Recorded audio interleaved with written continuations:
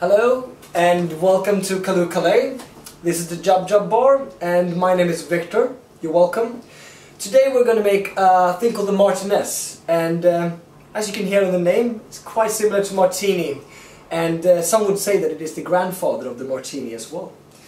It's a quite discussed drink. It's like the bartender's wet dream, this whole thing, because it's about finding the origin and who made it the right way and who made it this way. And I've read a blog quite recently at this address, Bitters and Twisted, and it discusses the history of the Martinez and different recipes and how bartenders throughout time might have interpreted it. So today we're going to make the one that is supposed to be the first printed version. And it was actually not printed as a standalone cocktail. It was actually printed under the Manhattan as a Manhattan but made with gin. Anyway, when you're making drinks at home and you want to chill your glasses, a good tip is, obviously you can use your freezer, but let's say that you don't, but you got ice. That's hypothetically you say that. Some water and some ice in a glass works fine. While you're mixing your drink, you can just keep it there and then later on you chuck it out.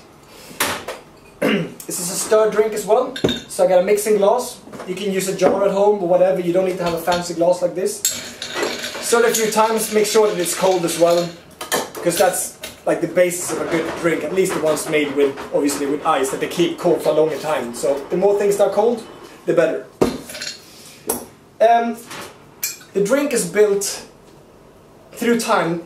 Most of it is made heavy on vermouth, less gin, some kind of sweetener, and then bitters, either aromatic bitters as in Angostura or orange bitters. Also, when it comes to this recipe that we're doing today, it did not really specify whether it was sweet or dry vermouth. So we're making it with dry vermouth today, but at home you can try with sweet if you want to. It comes down to how you like your drinks. This drink specifies, in this case, a pony of dry vermouth, or of vermouth. A pony is about 30 milliliters, so that's where we start then. I'm going to make two measures today, just because I think that this measurement is slightly short. So 60 milliliters of dry vermouth. Then the gin part. One part of this, or half a pony, but in this case a full pony, 30 milliliters.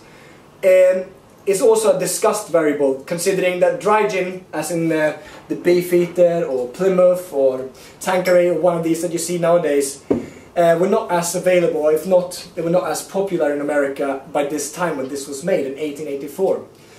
So they either use something called a Holland gin or Genever, which you can find nowadays as well, so, or an Old Tom, which essentially is a sweetened gin. So today we're using Hammer and Son, which is a sweet gin.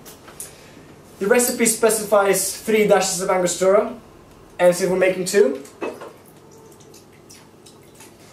use 6 dashes. To be honest, I didn't see if I did 6 or 5 there, but I'll taste it and we'll see what happens anyway. 3 dashes of sugar syrup as well. In this case, for 2 would be around 7.5 milliliters, I would say. Dashes is quite a hard thing to measure, so if it says dashes, I think it's more of an approximation and you have to find your way. So dashes is obviously less than one of these, like, what do you say, universal measurements. So start low and then use more if you need to. So taste your drinks while you're making it. Stir this drink to keep a nice silky texture on it and to mix all the ingredients and to give it some dilution. You could possibly shake this drink as well if you wanted to. I prefer mine stirred, not because I'm a puritist or anything, it just it gives it that nice silky texture that I prefer in my aromatic cocktails. Stir it for a while. When it comes to homemaking and drinks, and if you, let's say, have less experience, then I definitely suggest you to use a straw and taste it while you're making it. When you taste the drink, obviously you're looking for if the flavors are well mixed, if you have enough dilution, but also if it's cold enough. Water out. I almost poured this out. Water out from the glass. Make sure that all the water is away. Now I got a nice and cold glass there, and pour it out. I know I said 2 measures, man, but we're making one drink with 2 measures. That's not how I like them. And then a citrus garnish. For lighter aroma, obviously lemon. For a bit richer, maybe let's say something that would bring out the sweetness better, orange.